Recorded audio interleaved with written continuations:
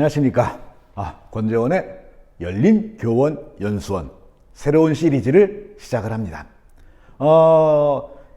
이 코시국이라 그러죠. 이 코로나 시국인데 이 코시국에 아이들 그 동영상 수업 자료를 만들다가 보니까 이러저러 해가지고 저도 꽤 많은 그 동영상 편집 기술을 익히게 됐습니다. 이거 뭐 2주, 3, 4주 뭐 그 정도 하고 그냥 접어버리긴 아까워서 계속해서 뭐 할 수 있는 게 없을까 고민하다가 여러 그 선생님들에게 제가 그나마 조금 배우고 익힌 것들을 공유하기 위하여 이런 코너를 마련하게 됐습니다. 제가 뭐 이래봬도 나름 그래도 한때는 전국을 다니면서 그 연수 강의도 하고 그랬으니까요. 물론 지금은 뭐 인기가 떨어졌는지 별로 찾는 데는 없습니다. 게다가 코시국이라 이제 아예 뭐 그마저도 없고, 그래서 이렇게 무료로 풀도록 하겠습니다. 물론 무료로 풀지만은 제 감히 말씀드리는데 그 공식적인 그 각 교육청 산하에 있는 공식적인 연수원에서 제공하는 연수 강의보다 결코 떨어지지는 않을 것이라는, 내심 그보다 더 낫지 않을까 이런 생각을 하고 있습니다. 앞으로 여러 가지 다양한 주제로 연수 자료들을 올려드리려고 합니다. 오늘 이제 제일 먼저 이 요즘 선생님들이 너무 힘들기 때문에 이 번아웃이라는 주제를 먼저 꺼내왔습니다. 이 제목은 교사는 어떻게 왜 힘이 빠지고 어디에서 힘을 얻는가 뭐 이런 식으로 얘기를 하고 있지만은, 안타깝게도 교사가 왜 힘이 빠지는가가 얘기가 많이 나오고 어디에서 힘을 얻는가는 글쎄요, 그 슬프지만 그렇게 많은 것 같지는 않습니다. 그 힘든 시국입니다. 그렇지만 적어도 우리가 왜 힘든가, 어떻게 힘들어지는가 이거라도 알면은 영문도 모르고 얻어맞고 주저앉혀지는 것보다는 그래도 좀 덜 괴롭지 않을까, 이런 생각에서 이 코너를 제일 먼저 시작하게 되었습니다. 일종의 그 여러 선생님들에게, 이 힘든 시국에 여러 선생님들에게 바치는 다소 냉정한 위로주 한 잔이 되겠습니다. 소진, 정식 학술 용어는 이제 교사 소진 현상입니다. 교사들이 완전 exhausted, 소진되어 가지고 더 이상의 어떤 힘을 발휘하지 못하게 되는 그런 상태. 굉장히 심각한 얘기죠. 교사가 소진되면 결국은 그 피해는 학생들에게 가게 되고, 그러면 학생들이 소진된 교사로부터 교육을 받게 된다는 얘기는 우리나라의 미래가 소진된다는 얘기 아니겠습니까? 이 심각성을 사람들이 잘 모르는 것 같습니다. 자, 그렇지만 우리는 좀 스스로 진단을 해봐야겠죠. 자, 번아웃, 어떤 때 우리는 소진됐다라고 얘기하느냐. 이 번아웃에 세 가지 그 기준이 있습니다. 하나가 정서적인 번아웃입니다. 이 마음이 너덜너덜해진 거죠. 마음이 너덜너덜해졌다 이렇게 얘기하면 딱 맞습니다. 그래서 그 마음을 너무 많이 쓰고 그 좌절과 막 긴장이 계속되다가 보면은 결국은 그 내가 마음을 쓸 여유가 거의 남아나지 않게 되는 겁니다. 이게 슬프고 기쁘고 괴롭고 뭐 이런 게 아닙니다. 그냥 마음이 텅 빈 것 같은, 그럼에도 불구하고 무슨 체념과 달관의 경지 그런 게 아닌, 그야말로 그냥 아무런 그 내적인 동기가 잘 안 생기는 그런 상황이 정서적 탈진이죠. 마음을 다 써버린 것. 그 다음엔 비인간화. 번아웃이 되기 시작하면 이제 그 동료들과의 관계가 무덤덤해집니다. 물론 교사니까 동료뿐 아니라 누구예요? 학생과의 관계도 무덤덤해지면서 그 동료 교사와 학생들이 다만 그냥 숫자로 보이기 시작하는 거죠. 이 교실을 채우고 있는 숫자, 교무실을 채우고 있는 숫자, 혹은 그냥 내가 오며 가며 마주치는 썸바디들. 그래서 그들과의 만남과 혹은 그들과의 그 공동의 작업 속에서 아무런 느낌이 오지 않게 되는, 또 저기서 좀 더 나가면 어떻게 될까요? 나를 귀찮고 힘들게 만드는 이런 상태까지 몰리게 되는 겁니다. 그 다음에 이 가장 이게 심각한 건데, 뭘 하겠다는 이제 생각이 안 드는 거죠. 나는 뭘 이룰 거야 이런 생각이 들지 않고, 경력이 많으신 분들 같으면 이제 퇴직 날짜 얼마 남았나 이것만 쓰는 거죠. 거꾸로 매달려도 교육부 시계는 간다. 그 다음에 내가 앞으로 무언가를 더 할 수 있을 거야 라는 기대도 잘 하지 않게 되는 거죠. 나를 스스로를 내가 뭘 할 수 있겠어, 이런 무능한 나는 안 돼, 이런 느낌을 가지게 되는 거죠. 결국 그 마음이 고갈되어 어떤 그 심적인 에너지, 동적 정서적인 에너지가 일어나지 않는 무덤덤한 상태, 주변의 동료와 학생들을 다만 사물이나 숫자나 혹은 그냥 썸바디로 보는 그 상황, 그리고 더 나아가서는 적대적인 타자로 볼 수도 있겠죠. 그리고 자신의 미래에 뭔가 할 수 있을 거라는 기대 자체를 점점 하지 않게 되는 상황. 자, 이러한 것들이 이러한 현상들이 나타나기 시작하면 이제 뭐다? 번아웃인 거죠. 막 타고 있습니다. 자, 이거 알았으면 어떻게 해야 될까요? 다 타 없어지기 전에 버닝하고 있는 상태에서 꺼야겠죠. 그래서 선생님들 한번 스스로를 판단해 보시기 바랍니다. 나는 지금 번하고 있다. 이게 뭐 열정으로 불타고 그런 게 아니죠. 내가 좀 불타서 점점 불타 없어지고 있나. 완전히 재가 되기 전에 우리 이걸 먼저 알아봅시다. 적어도 불은 끄겠죠. 소생은 못할지언정.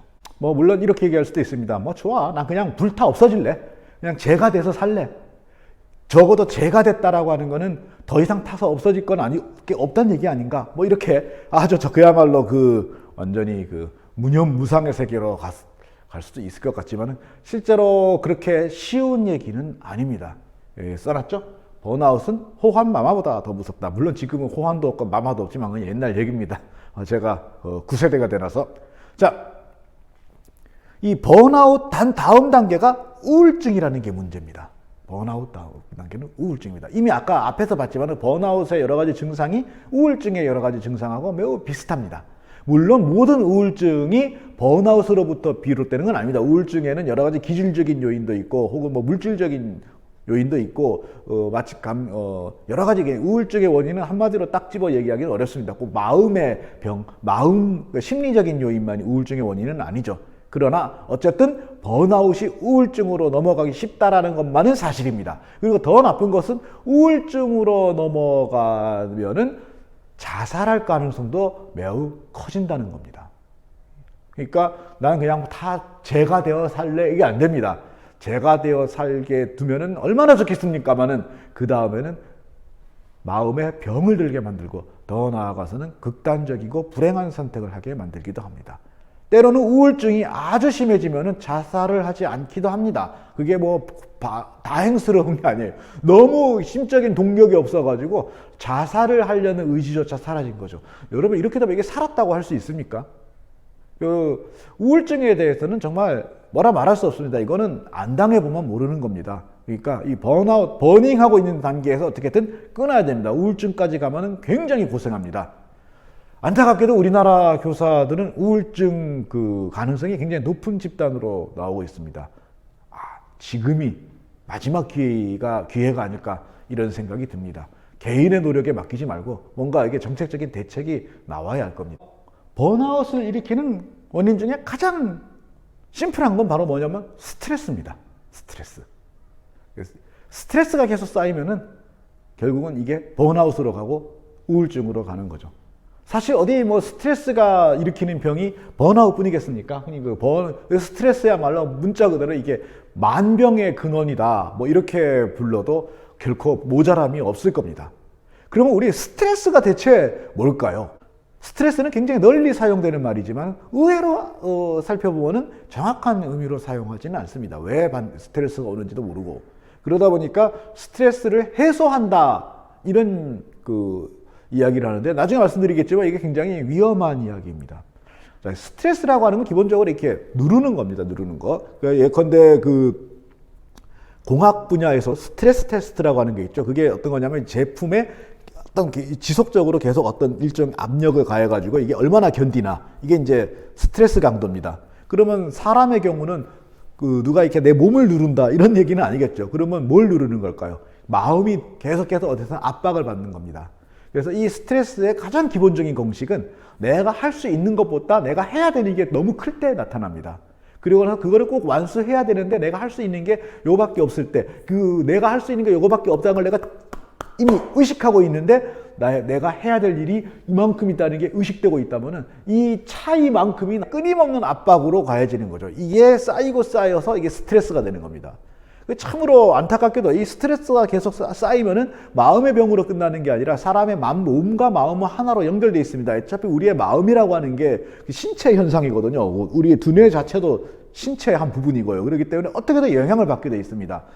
몸이 아프면은 마음이 바뀌기도 하고요. 예컨대 병에 걸리면은 굉장히 착하고 온화하던 성격의 분들이 굉장히 막 까칠해지고 막 신경질적이 되고 하잖아요. 마음이 변하는 거예요. 거꾸로 마음에 스트레스가 쌓이면 그게 또 몸에도 굉장히 나쁜 영향을 줍니다. 그래서 스트레스가 높은 상태에서는 우울증 같은 마음의 병만 잘 걸리는 게 아니라 암 같은 신체의 병에 걸릴 가능성도 커집니다. 면역력도 떨어지고 그 다음에 그 불면증에 막 시달리고 막 그렇거든요. 이 스트레스 굉장히 무서운 겁니다. 그래서 우린 그래가지고 한번 쭉 스스로 한번 살펴봐야 됩니다. 내가 할 수 있는 일의 범위는 어디까지인가? 그리고 내가 할 수 없는 일의 범위는 어디까지인가? 어디서부터인가? 혹시 내가 그것까지 계속 매달리고 있지는 않은가? 이거 굉장히 이제 고민을 해봐야 됩니다. 여기서 조심할 거는 이 성취 능력이 객관적인 성취 능력이 아니라는 겁니다. 내가 어느 정도로 성취할 수 있는 능력 갖고 있는지 사실은 아무도 모릅니다. 남도 모르고 본인도 모릅니다. 이건 어디까지나 본인이 지각하고 있는 나는 이만큼은 할 수 있는 사람이야 라고 생각하는 성취 능력입니다. 이 부분에서 이 아시아권의 선생님들, 학생도 마찬가지지만요. 아시아권의 교사와 학생들이 그 유럽이나 미국의 교사나 학생들보다 훨씬 더 많은 스트레스 요인을 갖고 있습니다. 왜냐면요. 점수를 매겨보면은 걔들이 우리보다 훨씬 못해요. 걔들이 우리보다 훨씬 못하고 어느 뭐로보나 우리나라 교사들이 미국이나 유럽 교사보다 훨씬 탁월한 능력을 갖고 있습니다. 그럼에도 불구하고 스스로를 인식하기를 작게 인식합니다.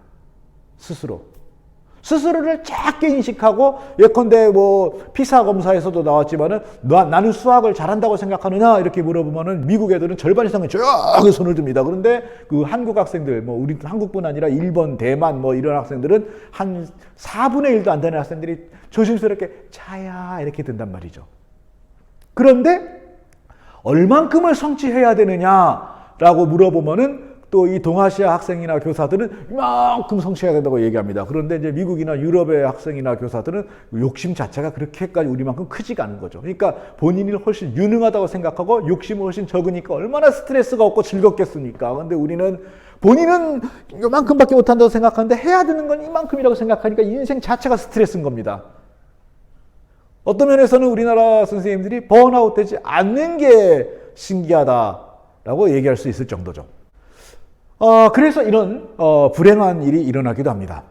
자, 이 그래프는 뭐냐 하면은 일본에서 그 정신적인 여러 가지 그 마음의 병을 얻어가지고 휴직한 그 선생님들의 숫자입니다. 보시다시피 갑자기 확 늘어서 2003년에 비해서 거의 10년도 되기 전에 그 2배로 늘어나고 있음을 알 수 있습니다. 자, 이게 어떻게 해서 일어난 현상이냐면요. 2003년에 이제 그 피사 결과가 발표됐을 때 일본이 나름 충격에 빠졌다고 합니다. 그게 왜 그러냐면은 여러 가지 지표에서 꽤 자기들이 생각한 것보다 훨씬 떨어져 있었고 특히 당시 우리나라가 그 아시아에서 탑을 달렸거든요. 아시아에서 탑이 아니라 사실상 OECD 탑을 달렸습니다. 그러니까 일본 애들이 이상하게 그 한국에 무관심한 척하면서 은근히 또 신경을 쓰더라고요. 우리만 그러는 게 아닌 것 같아요. 그래서 이 한국한테 이렇게 뒤처지다니 이거 말도 안 된다. 그래가지고 그동안 이제 일본의 교육을 공교육의 기본적인 그 정책이었던 유도리 교육, 그러니까 학생들을 지나친 입시 과열 경쟁 이거를 그만두고 학생들을 전체적으로 좀 쉬게 하자, 학습 분량을 줄이고 학교를 좀 즐겁게 만들자, 뭐 이런 게 이제 유도리 교육의 기본 그 취지였는데 이 유도리 교육을 중단하게 됩니다. 그리고 이때부터 그 학업 성취를 높이라는 압력이 학교에 굉장히 강하게 가해지죠.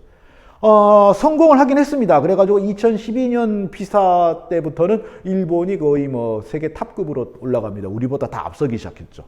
그러나 그 대가는 뭐냐면은 선생님들의 정신질환이었다는 얘기죠. 성취 요구가 갑자기 커진 거죠. 성취 요구가 갑자기 커졌는데 그 동아시아인들의 특징상 일본 선생님 역시 상당히 겸손하다는 얘기죠. 그렇기 때문에 내가 해야 될 일이 이렇게 커졌는데 나는 하찮은 인간인데 이거 어떡하지 하다 결국은 마음의 병을 얻은 거죠.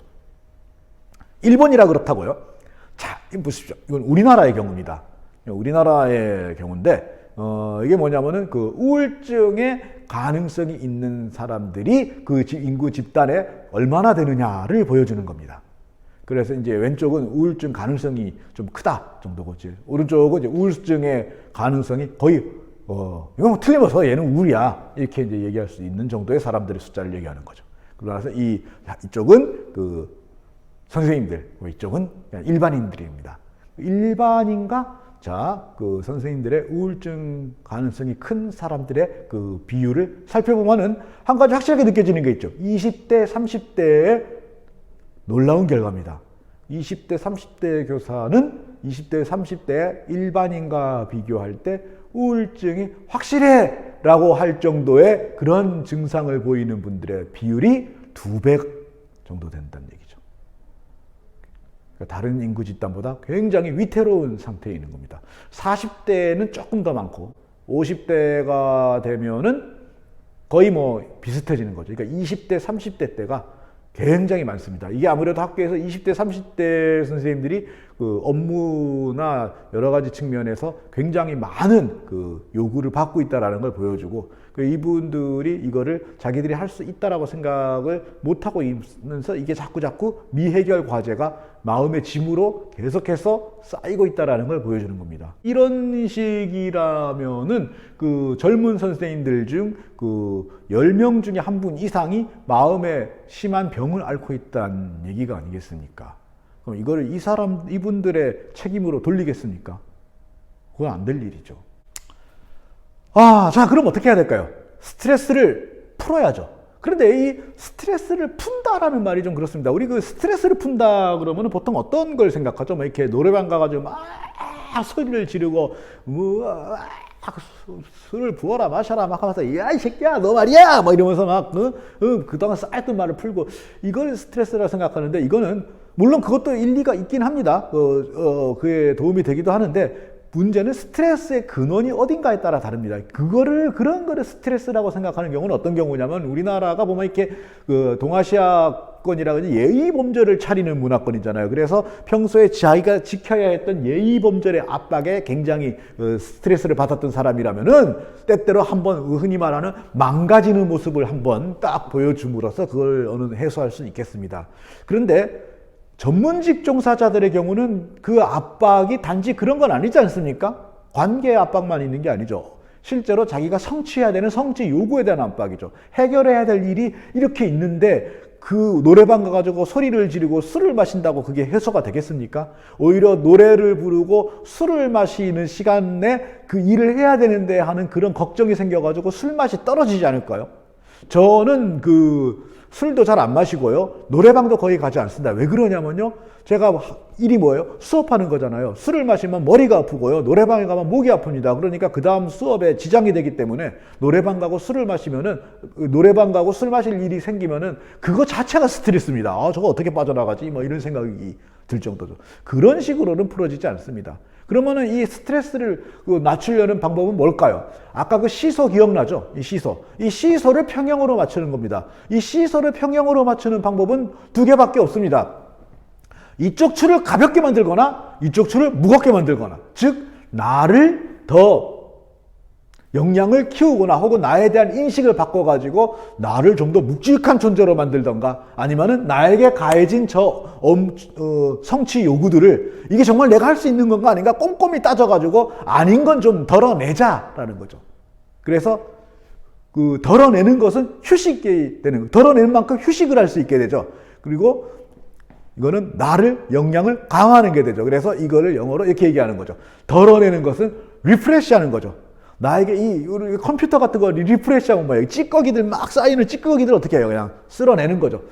이거 못하면 어떡하지? 고민하다가 내가 이거 왜 해야 돼? 안 해! 싹 부르고 자, 쉬자. 스트레스의 가장 좋은 해결책입니다. 쉬는 거. 쉬면서 털어버리기. 그 다음에 나의 무게를 늘리는 거. 이거 뭐예요? 나를 차지하는 거죠. 리차지. 그래서 리프레시, 리차지. 이 둘 외에는 스트레스에 우리가 맞설 방법이 없습니다. 제가 개인적으로 생각할 때는 우리나라 선생님들에게 더 필요한 거는 리차지가 아니라 리프레시 같습니다. 우리나라 선생님들은 너무도 성실한 모범생들이라 가지고요.